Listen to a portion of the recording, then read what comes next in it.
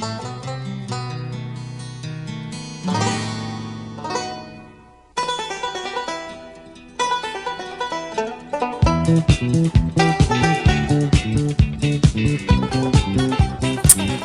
and welcome to another episode of the Cover Zero podcast, the show where I cover the least in the best way possible. I'm your host, Jason Wells. We're almost there. It's I'd say it's mid-June. Mini camps are close, training camps is close, preseason is kind of close, NFL season sort of right around the corner. Fairly packed episode today, though. More Hall of Very Good underway. Congrats to D'Angelo Hall, Antoine Winfield, Rodney Harrison, and Joe Hayden for getting inducted last week. This week it is linebackers, it is special teamers. I think I said I was going to do the senior candidates, but we'll do that later when I have more time personally. But yeah, it's going to be more Hall of Very Good talk this week. Fairly big NFL weekly update. I'm wearing my Steelers shirt for multiple reasons in this episode, but they're kind of the big story of the week anyways. I won't spoil it yet, but yeah, should be another good episode. We're almost at the point of real football happening. Again, now that we're post June 1st and there's still a lot of good vets to sign. More things are going to happen over these next couple weeks, definitely before training camps start. But yeah, I guess let's just get right into the episode here. Starting off with NFL Weekly Update. Aaron Rodgers has signed with the Pittsburgh Steelers. Who saw that coming? It's unbelievable, out of nowhere. Obviously, if you haven't been living under a rock, this is something that, I don't know, everyone knew that's been happening since after the Combine, early March, I want to say. It was just kind of a matter of time. It wasn't a matter of if or when. I do think that he wanted to wait them out at the draft to be like, I don't want to have to deal with like a first-round rookie. He's like, I want the job. I want to know it's my job. And yeah, Aaron, it's your job completely. I don't think that Mason Rudolph or Will Howard will be competing with you. At least they shouldn't be anyways, but what this means for the Steelers. Well, on one end, Mike Tomlin, congrats on having another winning season in the books. I think that they're definitely a 9-win team again. Aaron Rodgers is, probably the best quarterback they've had this entire decade. Not saying a ton with who's been starting for them, but like, Rodgers is still a fine NFL quarterback. I think he's like a fringe top 20 quarterback at the moment, but obviously it's Aaron Rodgers, and we knew how dysfunctional the Jets were last year. And you can say what you want about the Steelers. They have dysfunctional players, but they are not a dysfunctional organization and a dysfunctional team in general. So I think I'm fairly optimistic anyways about how they're going to look and how this team's going to look. Like, the defense always plays. There's some rumors about TJ Watt. We'll talk about that in a little bit, but like, that defense is always solid, always has good players on it. They're always coached well. The offense anyways, the offensive line, again, young, but looks pretty good on paper. They obviously traded for DK Metcalf. He's just going to replace Pickens. They still have Pat Freiermuth. They drafted Caleb Johnson out of Iowa, who I really liked a lot, who should be kind of their bell cow back. I wish they had another real option at wide receiver also, but beggars can't be choosers, I guess. It's not bad. We all knew this was coming. It's much better than what Mason Rudolph and Will Howard had to do. Does it solve anything for the Steelers long term? Absolutely not. To me, if I'm the Steelers, I would have taken the hard out this year, been like, okay, trade TJ Watt, we're going to run up, we're going to start Mason Rudolph, we're going to absolutely stink, finally be able to pick the quarterback they want to pick instead of just having people follow them or going with the old retreads or either way. Good signing, I guess, for the Steelers. I actually don't know what the money is. I don't know if that came out, but Aaron Rodgers to the Steelers, that's the news. We all knew it was coming, but that's the news. Jair Alexander, the longtime Packers corner, has been cut from the team. This has been rumored to be happening for a while. They were obviously looking for a trade partner. Apparently, on draft night, the Bills were very, very close to trading for him. Didn't pull the trigger. Ended up drafting Maxwell Harrison out of Kentucky. So that pulled them out of the race. Maybe he still signs there. I don't know. But the interest was there. No one wanted to trade for him this late in the process, I guess. Yeah, the problem with Jair, other than being kind of a bit of a head case, he's been...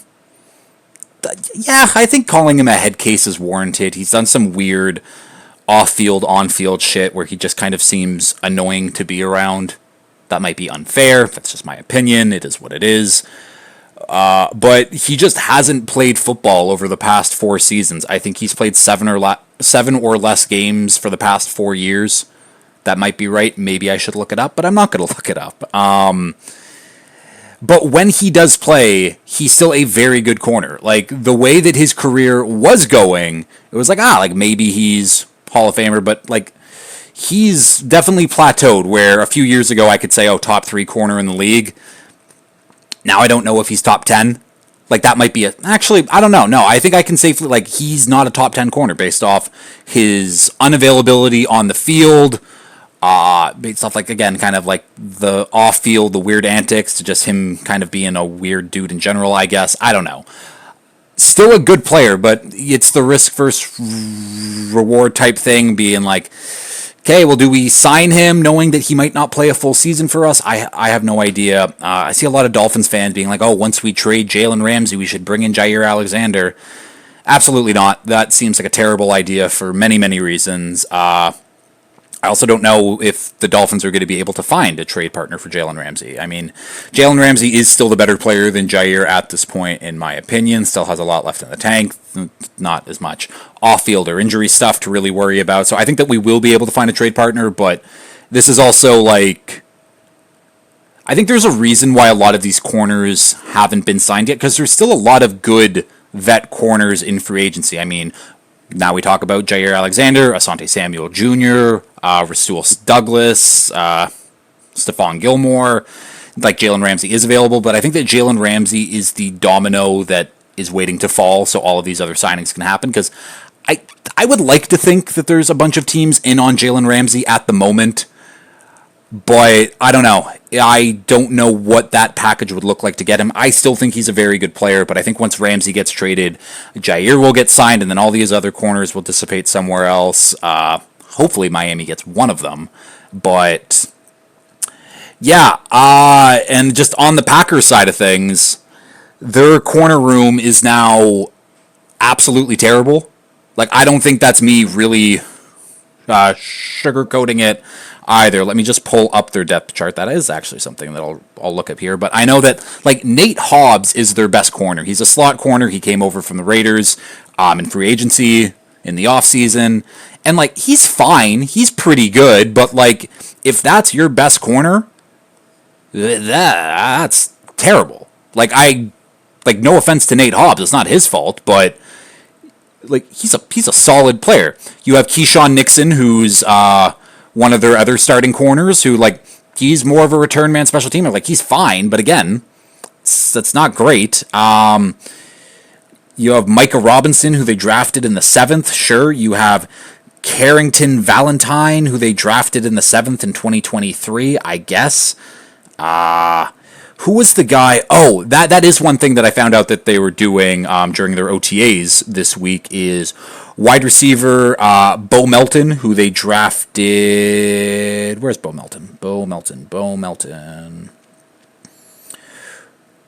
Oh, either way. Bo Melton, who is a wide receiver. He's had some nice games, as have all Packers wide receivers over the last couple years, just because there's a million of them. But he's all of a sudden playing some corner reps, trying to shore up that end of the field. I don't know. Either way, the Packers secondary looks very bad at the moment. And now I don't think it's a stretch to say that the Packers are the worst team in the NFC North. I don't think that's a stretch. You might disagree with me. I have no idea. There's no way that Anthony Belton is starting. Oh, okay, no, I was one row too far over. I'm like, that makes no sense. So yeah, that's Jair Alexander. Nick Chubb signs a 1-year, $2.5 million deal, up to $5 million with the Houston Texans. Why? Obviously, the Browns just wanted to move on. New regime, just didn't want to whatever. But like a 1-year, $2.5 million deal, up to $5 million. Like, couldn't have done that either way. Nick Chubb, Joe Mixon. That is an incredibly scary backfield from 5 years ago. Right now, I'm not totally confident. Obviously, Nick Chubb is trying to come back from yet another devastating knee injury. We'll see what that looks like. Joe Mixon did look fairly productive behind a bad Texans offensive line, and unfortunately, I don't think that Texans offensive line really got any better.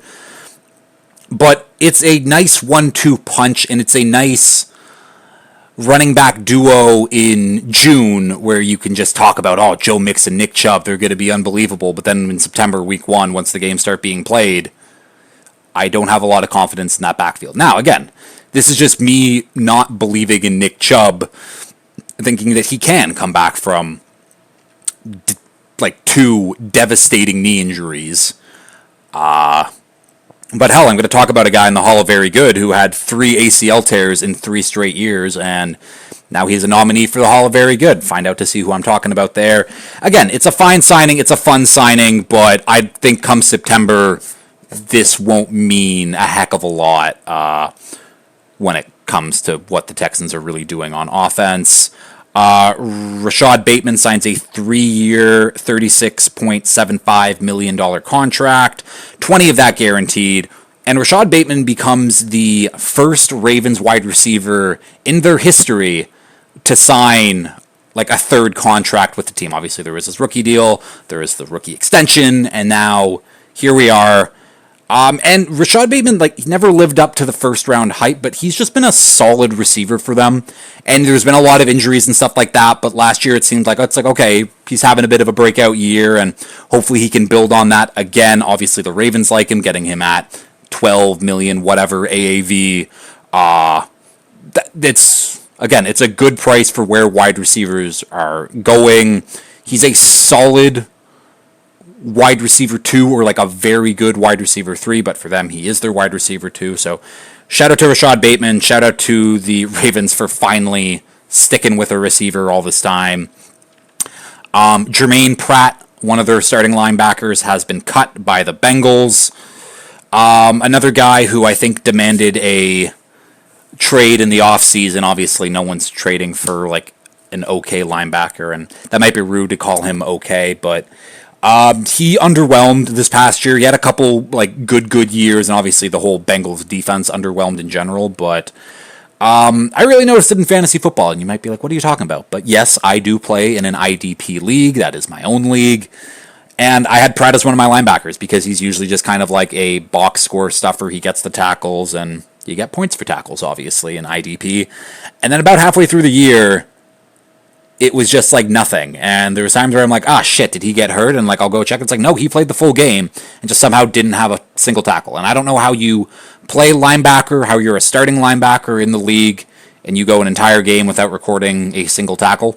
Like, that's mind-boggling to me. But, yeah, obviously the Bengals are dealing with a lot of shit on their defense now. They did draft Demetrius Knight out of South Carolina and Barrett Carter out of Clemson. So one of those two will fill Jermaine Pratt's role. Someone will pick him up. He's like a good linebacker. I guess we'll see where it goes. This is big news. It's a little bit of college football news, but there was a House settlement that the NCAA will pay athletes from 2016 to 2024 retroactively $2.8 billion in back pay. You heard that right, $2.8 billion. And I have no idea how many athletes range, and I don't know if guys like Johnny Manziel and Baker Mayfield are getting a much bigger slice of that $2.8 billion compared to Joe Schmo, who played baseball at Arkansas.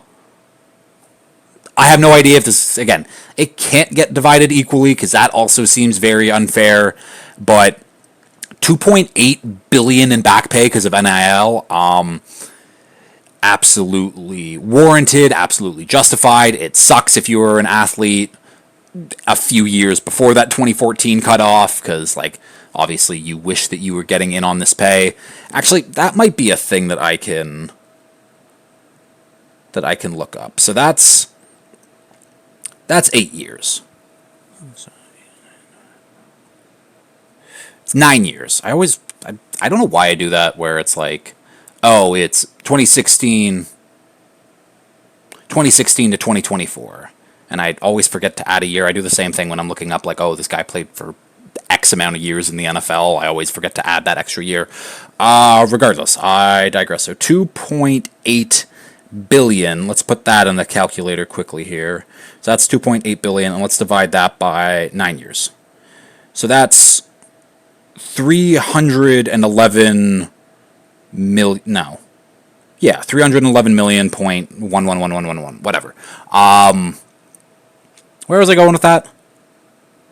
Oh, I guess that's like the breakdown per year per like whatever. So I don't know. That's a lot of money to go around. I'm very interested to see how it gets split up. I don't have to spend much longer on that, so we can move on. Jags punter Logan Cook becomes the highest paid punter in league history. 4-year contract, $16 million. 4-year, $16 million deal. Obviously, AJ Cole, I think from last week, was the highest paid punter ever, and now it's Logan Cook. Punters are getting paid. Watch out. They might become a pricey piece of your roster. I doubt that. Logan Cook's awesome. Like, nothing really bad to say. Was a Pro Bowler last season, was also first-team All-Pro. Very easy to be like, hey, yeah, you should probably pay me the most amount. I was the best punter in the league. So, yeah, shout out. I don't have to spend much time. It's a punter. Good job, Logan Cook. We have a couple holdouts right now in OTAs and going into mini camps of guys saying that they won't show up without a new contract. TJ Watt, one of them, I alluded to that with the Steelers just a little bit, where, in my opinion, the Steelers should let him walk. Trade him, get those first-round picks, build up, find a quarterback since Big Ben. Like, that's the Steelers' entire issue with the way that they've been run over, like, since Big Ben retired, is they just haven't been willing to try to find the guy. Kenny Pickett fell to them, but Kenny Pickett also stunk and shouldn't have been a first-round pick. This year, they could have taken Shedeur Sanders, but he fell to the 5th, and then they just decided to not keep taking him because obviously they knew they had Rodgers just waiting, and I still don't think that Rodgers wanted Shedeur Sanders there. That would have been crazy, that QB room of Rodgers and Shedeur and all the media attention. That I think that's a big reason that Rodgers probably didn't want him there, but again, that's just me speculating at this point. But I think the Steelers should move on. Doesn't make sense, really, if they think that they're going to win with Aaron Rodgers, and they're not going to win with Aaron Rodgers, but TJ Watt holding out for a new deal. Terry McLaurin holding out for a new deal. He's on the last year of his, I think it was like a 3-year extension. I think he's getting like $22 million a year, and like, again, one of those contracts where it's like, hey, you have Jaden Daniels on your rookie contract. I have no idea who else they're paying, like, other than Laramie Tunsil. I guess a couple guys on defense. I mean, not really. They're not really paying any guys on defense. Like, again, I don't know who they're paying, where I don't know how Adam Peters, the Commanders GM, isn't just writing a check to be like, here you go. Go back out there and play for us. And again, if you just give him a 3-year $80 million deal, 60 of that guaranteed, I'm sure that he is more than happy with it. That should be an easy one. Like, Terry should be there for the rest of, like, Jaden Daniels' deal. And again, you sign him to a 3-year deal, 3-year extension. That puts his extension at the very end of Jaden Daniels' extension, which then you'll have to pay him. I don't know. Seems easy to me. I don't know what the holdup is. I don't know how much money Terry is asking for. I mean, if DK Metcalf got $30 million, Terry can definitely ask for more for that. The market's crazy. I mean, the markets are always crazy. Trey Hendrickson, of course, holding out. He has been waiting for a trade or a new contract from the Bengals, and they're just willing to do neither. Again, I'm still of the belief that they're going to let him play out his contract this year and then franchise tag him twice because they're a bunch of assholes who don't know how to run a team. And their first-round pick, Shamar Stewart, also not attending anything right now because he is still without a contract. I think he's the last first-round pick to not have his contract done at this point. And you might be thinking, well, it's like, okay, how isn't his contract done? Aren't the picks based on, or like, aren't the money isn't the money based off like where they're picked? And you are correct, but where the negotiation comes, or the negotiating comes in, is your bonuses and how much guaranteed and stuff like that. Where the Bengals are poor. Sorry, the Bengals are cheap. And they don't want to give out more guarantees, a bigger signing bonus than they have to, because they just don't have that much cash flow in general. I mean, there's a reason that they couldn't pay Jamar Chase on time, T. Higgins on time, and had to pay way too much money for those guys. Chase is worth it, obviously, but they could have had him for much, much cheaper a couple seasons ago compared to now. It's the same with Trey Hendrickson. If they would have got that deal done two off seasons ago, it would have been such a cheap deal with the way that the money works. But no, the Bengals are a stupid run team, a cheap team, and that shows with Trey Hendrickson holding out and Shamar Stewart. So now, the guy that they drafted to replace Trey Hendrickson ultimately is already holding out. And he called out the Bengals for being a bad organization. So that's funny to me.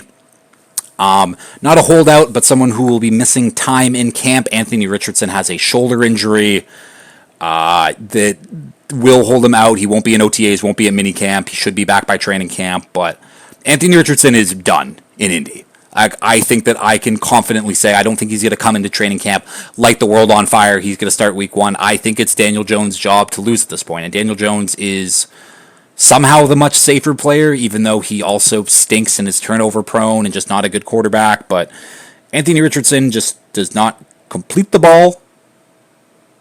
Like, again, I think his career completion percentage is probably below 50. He has more interceptions than he does touchdowns.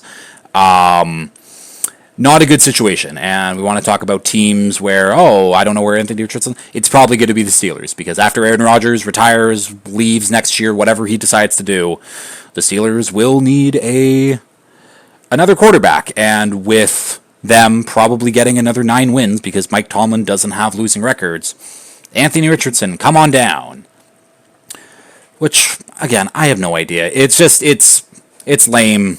Richardson, again, everyone's going to be fired from the Colts. Anthony Richardson will not be back next year. He will be cut or something. I have no idea.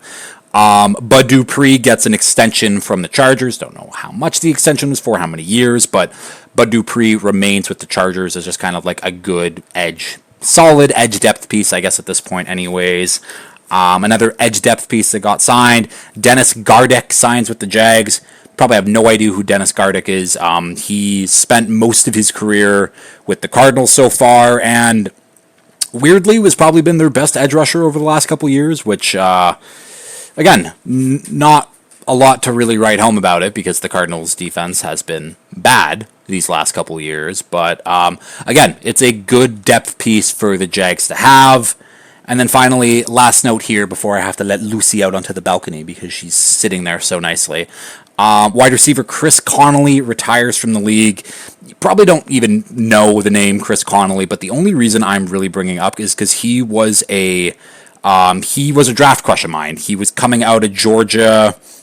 What draft would that have been? In the 2015 draft, he was a 3rd-round pick, and it was mainly because at 6'3", 205, I'm pretty sure that he ran... Damn, it doesn't say, but he had the 3rd best time. I think he ran a 4.3 at that size, and I was like, yes, that can be a guy. He just has the size, he has the speed, it'll work out. Was he a Super Bowl champion? No, he didn't win a Super Bowl with the Chiefs when he was there.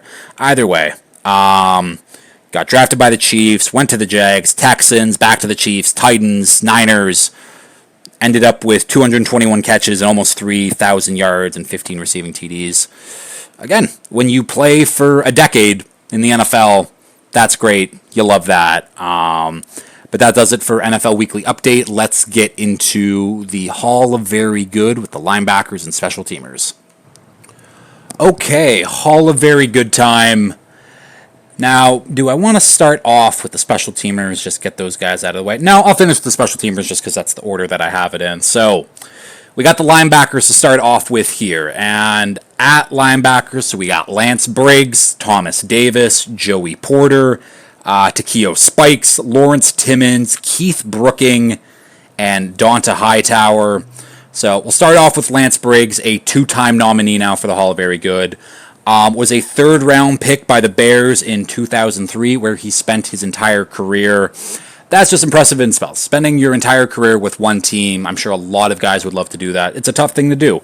Was a 2-time first-team All-Pro, 1-time second-team All-Pro, 7-time Pro Bowler, and yeah, in that time, he was part of one of the best linebacking duos in history. Of course, it was Briggs, and then it was Brian Urlacher, Hall of Famer, one of the best to ever do it. Briggs finished 19th all-time in solo tackles. And again, he played with Brian Urlacher his entire career, other than the last 2 years. Urlacher retired in 2012, Briggs was done in 2014. And yeah, those Bears defenses were absolutely terrifying during that decade run with both of them there. I think for a Hall of Very Good, a 7-time Pro Bowler, we won't see many guys at any of the positions who have more Pro Bowls than that. But yeah, him and Urlacher, crazy duo. Some may say that Brian Urlacher carried him, maybe just a little bit. That's just me saying that and speculating for no apparent reason. But Lance Briggs, hell of a career. We have Thomas Davis now, another 2-time nominee, was the 14th overall pick by the Panthers in the 2005 draft.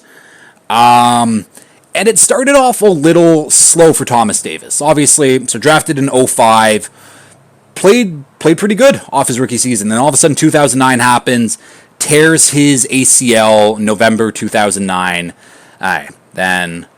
He's back, he's feeling good again. Boom, re-tears that same ACL in June in 2010. And I was like, fuck, okay, gotta wait another year for him to get back. And honestly, good for the Panthers. I was talking about a lot of guys last week who kind of got screwed with money, whether it be D'Angelo Hall or Lawyer Malloy or Brent Grimes.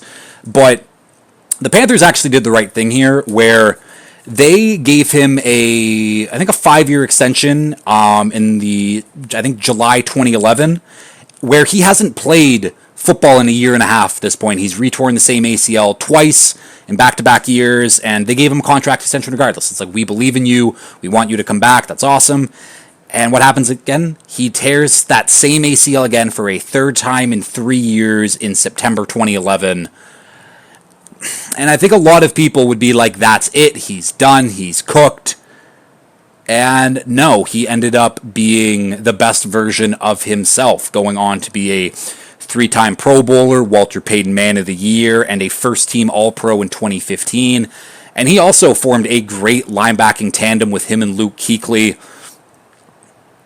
Honestly, that would have been a big help for him, because he would have missed those 3 years. They would have drafted Cam Newton, they would have drafted Luke Kuechly, and then he comes back healthy, and all of a sudden that defense is revved up, raring to go.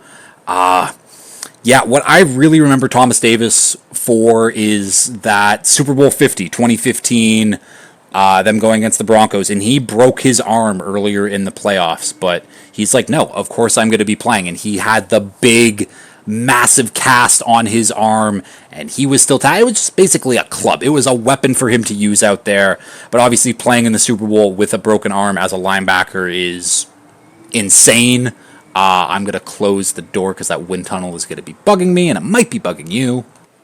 Okay, fix that. Back to Thomas Davis. Actually, I think I was probably done with Thomas Davis. Either way, hell of a career. Finished it with the Chargers and the Commanders, where he reunited with Ron Rivera. Very good player. Very good career. Obviously, very good career. This is why we're talking about him. Next guy up here, it is Joey Porter.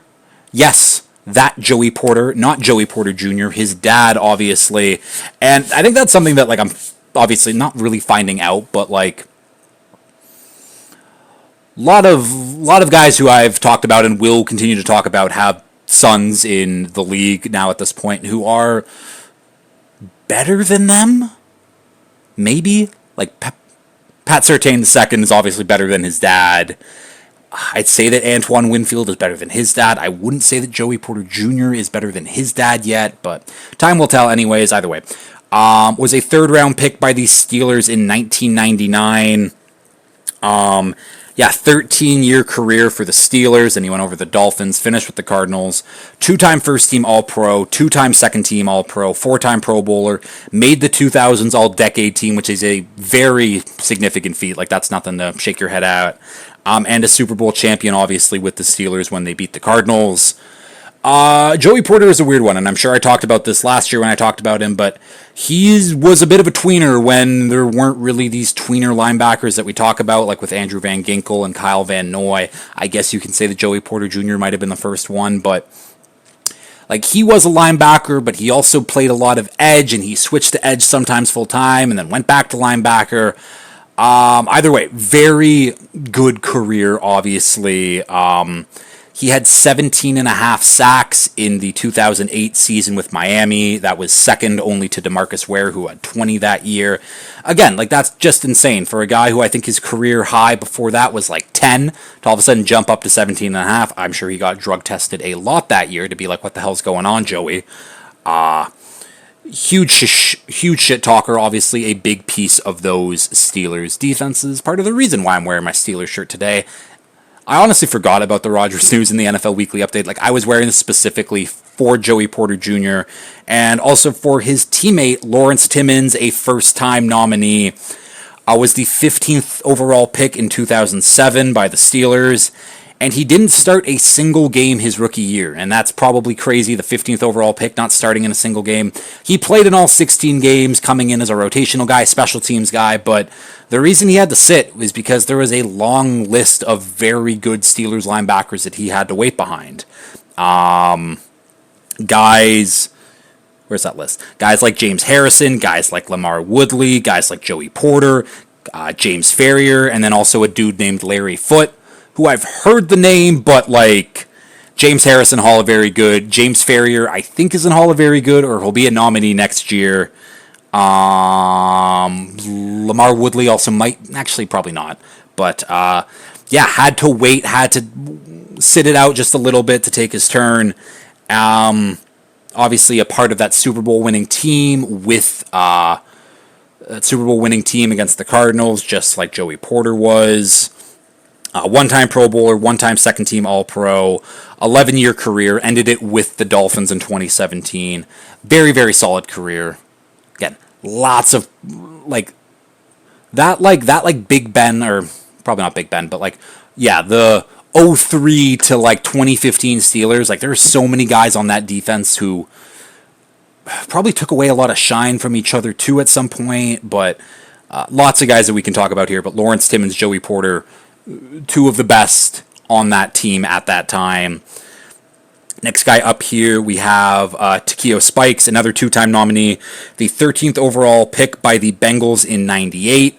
Left the Bengals after his rookie deal because, of course, the Bengals just don't pay anyone. Signed with the Bills, first-team All-Pro and a two-time Pro Bowler with the Bills. He is 14th all-time in solo tackles. I think after he went to the Niners, he went to the Chargers, was a team captain in 13 of his 15 seasons, and especially when you're shuffling around like teams, the fact that you can be team captain 13 of your 15 years, that's very impressive in my opinion. But what might be the most impressive thing about Takeo Spikes is he had a 21-inch neck, and I know a lot of you are probably listening to be like, what does that even mean? And I meant to look it up before I did this. Average neck size male. Let's see what happens there. Okay. So the average neck circumference, so this is when you're getting like a suit fitted or whatever, or a dress shirt, you have to get the fit right. So the average is 15.3 inches. His neck was 21 inches. That's a whole 6-inch sub that can go around his neck. I don't know why I put it in those terms. I might clip this out. I might put a picture, let's say, like right here, that you can see how big this dude's neck is. But he was scary. He put the pads on. You saw how jacked he was. I think he could bench almost 500 pounds. I mean, when you have traps and whatever they're fucking called, I have no idea. He's scary linebacker for that time. There's, again, another reason why he's a Hall of Very Good nominee. So that's Takeo Spikes. we have Keith Brooking, a first-time nominee, raised in Georgia, went to Georgia Tech, and then was drafted by the Falcons 12th overall in 1998. Two-time second-team All-Pro, five-time Pro Bowler, solo tackles leader in 2003, and also 7th all-time on the solo tackles for a career. 15-year career, absolutely great. But the most impressive thing about Keith Brooking after all this time, obviously, when you have the Pro Bowls, you have the All-Pros, like, we know that you're a very good linebacker, but he had a 157-game Ironman streak, and I should also do the math on that for how many seasons is that? 557 divided by 16. So that's almost 10 full seasons. So we almost went 10 full years where he didn't miss a game. And at linebacker, especially for that era where you're running downhill, you're a thumper in the run game, like you're putting your body on the line basically every single play. The fact that he didn't miss a game for almost 10 years is incredibly cool. Like, just the toll that, like, playing linebacker, again, especially back in the early 2000s, like, the toll that takes on your body, and the fact that he was able to play 157 straight games, not missing a start, that's absolutely awesome. He's someone who I did a little bit more digging into because I didn't really know the name other than just kind of, like, I think he was in NFL Street for GameCube when I would play that, and he was a very good linebacker in that game, but, yeah. 157 game Ironman streak is absolutely crazy. And then a final nominee here, it is Donta Hightower, a two-time nominee, the 25th overall pick by the Patriots in 2012 out of Alabama. Two-time national champion, which I think that's just a cool thing to say that you're a two-time national champion in college, but obviously three-time Super Bowl champ with the Patriots as well, one-time second-team All-Pro, three-time Pro Bowler, 10-year career in the league, obviously a little shorter than he would have liked it, but when you win 3 Super Bowls, I don't think you could really complain at the end of the day. Yeah, I hated Donta Hightower. Not for like any real legitimate reasons, it's just more good that he played for the Patriots, and he was damn good at what he did. Those defenses for a long time under Bill Belichick were absolutely unbelievable, and it's because of guys like Donta Hightower, like Devin McCourty, like Jamie Collins even. Like, they always had guys, and there was always next man up. But yeah, Donta Hightower was the leader of that Pats defense, I would say, for more than a decade. I guess for a literal a decade, he played for 10 years. Great player. I mean, 3-time Super Bowl champs. He was instrumental in that Patriots comeback against the Falcons. Like, he was, he had a few key tackles and I think a forced fumble in that game that kind of like really turned the tides in the Patriots' favor. Obviously, Tom Brady did his part too, I guess. But that's Donta Hightower, and those are the nominees. And your 2 inductees getting into this year's class of Hall of Very Good is Thomas Davis Sr. and Donta Hightower. Congratulations. Honestly, I think that the voting, the way it goes, is a lot of the guys who just retired are guys who I watched in my peak viewing years, like in the high school years. And it's because, again, all of my friends are obviously around my age too, so there's a reason why these newer guys are getting in over the older guys. But again, this is a fair, democratic voting process where doesn't matter what I think. Doesn't matter if I think that Lance Briggs should have probably been in last year and probably should have been in this year too. But maybe next year, Lance. But congrats to Thomas Davis. Congrats to Donta Hightower. 2 excellent additions to the Hall of Very Good. Now we're on to the special teamers here. So I should probably add punt and kick returners to this too. Mental note for next year, Jason, remember to add Josh Cribbs to the nominees list. But right now, just kickers and punters. So the nominees are Jason Hanson, Robbie Gould, Sebastian Janikowski, Phil Dawson, Matt Bryant, Pat McAfee, and Andy Lee. So we'll start off the top here with Jason Hanson. Hanson, a 2-time nominee, was a 92 second-round pick by the Lions, and that's probably like the oldest guy that or the earliest drafted guy that I have, but And the only reason that I do have him included is because he played his entire 21-year career there with the Lions. NFL record. It's also the record for the most games played by one person at a single franchise. 21-year career with the same team. Was a one-time second-team All-Pro, a two-time Pro Bowler. Has a career field goal percentage at 82.4, which brings him into the top 50, I believe. I have it for the other guys. I didn't do it for him because when you're not like, a significant number, like top 50 is top 50, that's obviously still great, but whatever.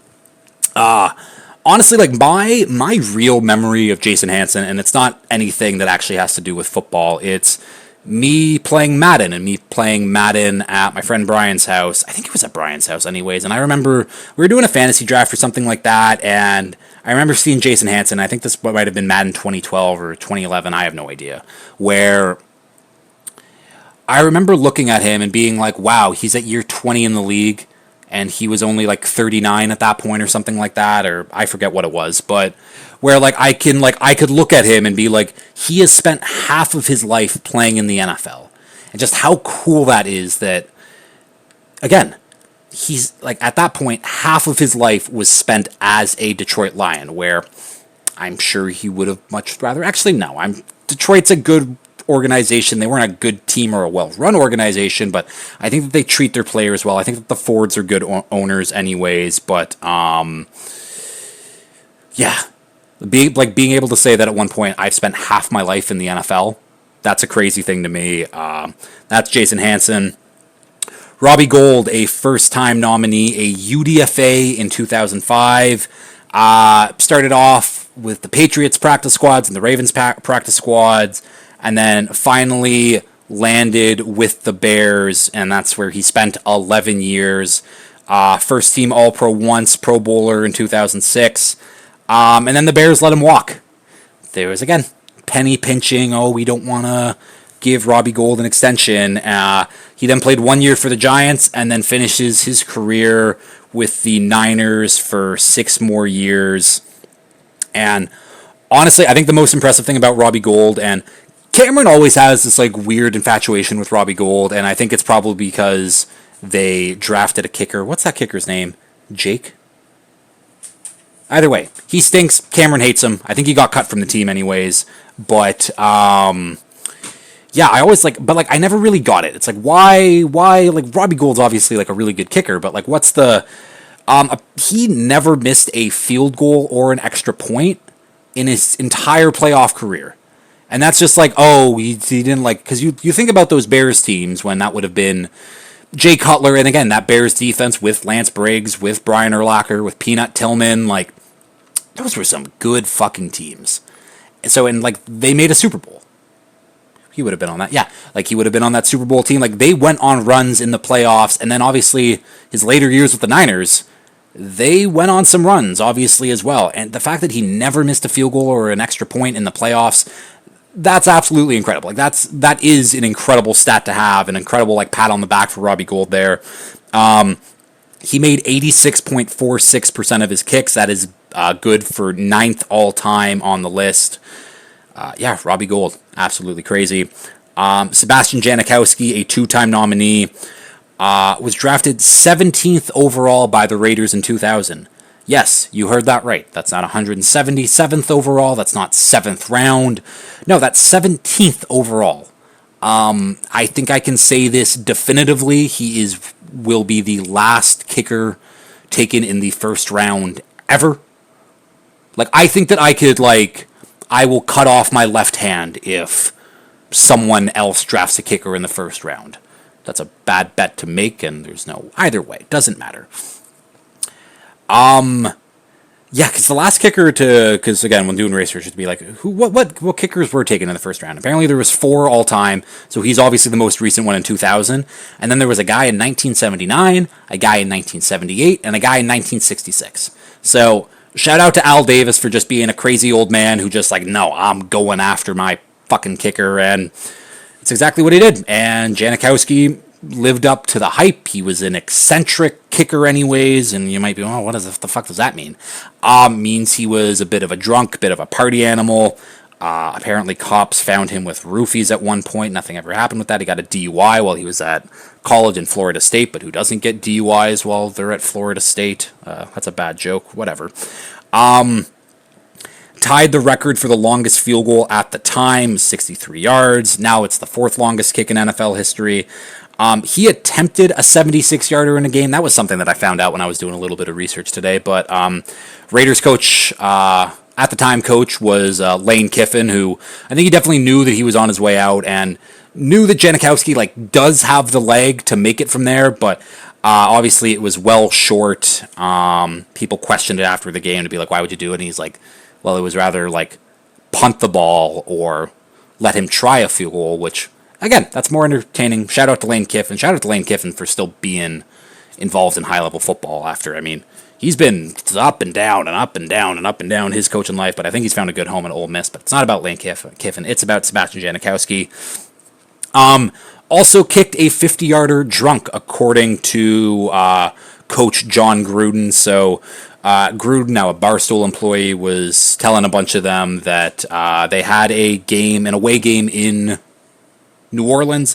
Obviously, New Orleans, lots of places to drink, lots of places to party, and Janikowski missed curfew that night, got in around 3 a.m. Sunday morning. They had their noon kickoff, because they're an hour back from Eastern time, so they had their noon kickoff, and yeah, apparently still kind of drunk, still a little shittered on the field, and they were in range for a field goal, and John Gruden is like, call out the field goal unit, and the special teams coach came over to be like, what the fuck are you doing? He's still drunk out there.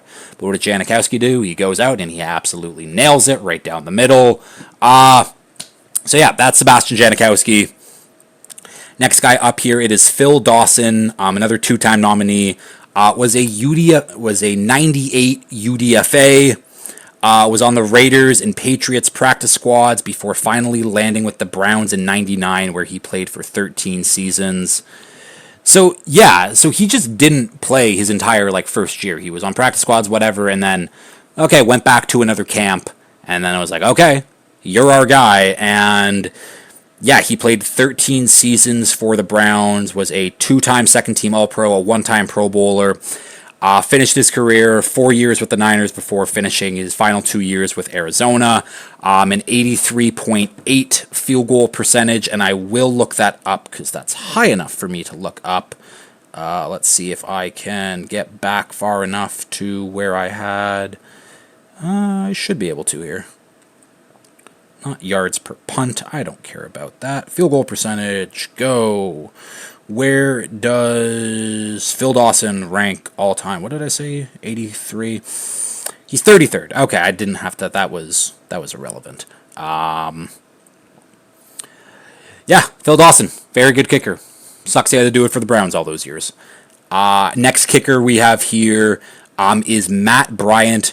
Was a UDFA in 99, but then didn't sign with an NFL team until 2002. He played with the Iowa Barnstormers in the Arena Football League. Then he went to the World Football League, where he played for the Berlin Thunder and the Frankfurt Galaxy. Sure. And then eventually, yeah, he made it back to the NFL. Great, that's good for him. Signed to the Giants in 2002. He spent 2 seasons there. And then in 2004 was on the Cowboys, the Colts, and the Dolphins, just kind of jumping around. Spent 4 years with the Bucs from 05 through 08. Started the year with the Florida Tuskers in the UFL in 2009. And then finally lands with the Falcons in December 2009. And he stayed with them up until he retired in 2019. Was a 2016 Pro Bowler, 2016 scoring leader as well. Has a career field goal percentage of 85.6, which is 18th all-time. See, this is why you should never draft kickers. Because of guys like Matt Bryant, who it took him 11 years to finally land with a team that that's his home. And yeah, a Pro Bowl season, 18th all-time in field goal percentage, and it took a team a decade to figure it out that he's a really good kicker. There are so many guys, I'm sure that there are guys sitting on their couch right now who are really good potential NFL field goal kickers, and we'll just never know because there's only 32 of them in the league, and it is what it is, and there's always new guys coming in and out. But shout out to Matt Bryant. Like, that's a real story of resilience, of, again, playing in the Arena Football League, going to Europe for a year, coming back, and then just bouncing around for team to team to team to team, and then finally lands with the Falcons. The Falcons are like, you're really fucking good at this. Why has no one given you a chance for a decade? And they did. He didn't look back. And yeah, 18th all-time in field goal percentage. That's absolutely great. We're on to the punters now. It is Pat McAfee's turn, another two-time nominee. Was a 7th-round pick by the Colts in 2009. First-team All-Pro in 2014, two-time Pro Bowler. Wikipedia says he has the highest career net punting average, but then when I look it up, there's a bunch of guys who have passed him. But they're also younger guys, and I don't know if that plays into it, where I don't know if there's a mark, but I couldn't find the actual list. So he technically has the record, but I don't know if he actually does have the record. And if you want to know what net punting average is you punt the ball 50 yards away, the guy returns at 10 yards, that's 40 yards average. Net average anyway, so that's what that is. But only had an 8-year career and kind of retired at his peak, where Pat McAfee's only in his late 30s at this point. Like, technically, as a punter, he could still be playing in the league if you want to take it seriously. Obviously, he's making probably 10 times the amount of money he would as like a... I don't even know what to call him. As a dude with a mic. Who's... Again, he's done really well for himself. I mean, with the media stuff and ESPN and WWE, like, he is a media mogul. I guess you can say that, which, again, is another crazy thing to say. Pat McAfee was a really good punter. He has some highlights of him dropping his shoulder and laying the boomstick. I don't know why I said it like that either, but laying the boomstick on someone. Obviously, we all remember that really bad Colts trick play where it was him in the center and everyone else was spread out wide and shouldn't have snapped the ball, and he did snap the ball, and he just got sacked. That was bad. Oh, I have to go to fucking baseball soon. But that's Pat McAfee anyways. Again, could have been more Pro Bowlers, and I think, honestly, like, with his popularity, the amount of Pro Bowls probably would have stacked up for him at some point, but he retired after only 8 years, and it has absolutely paid off for him. And then last guy here, we have Andy Lee, a 2004 6th-round pick by the 49ers, 3-time first-team All-Pro, 1-time second-team All-Pro, 3-time Pro Bowler, was the NFL punting yards leader 3 times, and is 3rd all-time in punt yards. None of that really means anything to me, like, other than, like, the All-Pros and stuff like that, but, like, punting yards leader, and, he's 3rd all-time in punt yards, like, means he played on a lot of bad teams. Like, sorry, it is what it is. Andy Lee was obviously a very, very good punter. I don't really have much else, because at least with Pat McAfee, I can talk about the post-career stuff and what he's doing now and whatever. Andy Lee's probably just enjoying himself in the Midwest somewhere, just hanging out, having a beer on his porch, being like, yeah, I'm a really damn good punter. But, so those are the nominees, and the man inducted into the 2025 class of the Hall of Very Good is Sebastian Janikowski, the Polish cannon. I don't think he actually had a nickname. He must have had a nickname.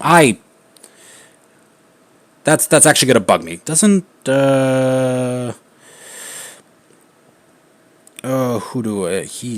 down there. There's Sebastian Janikowski.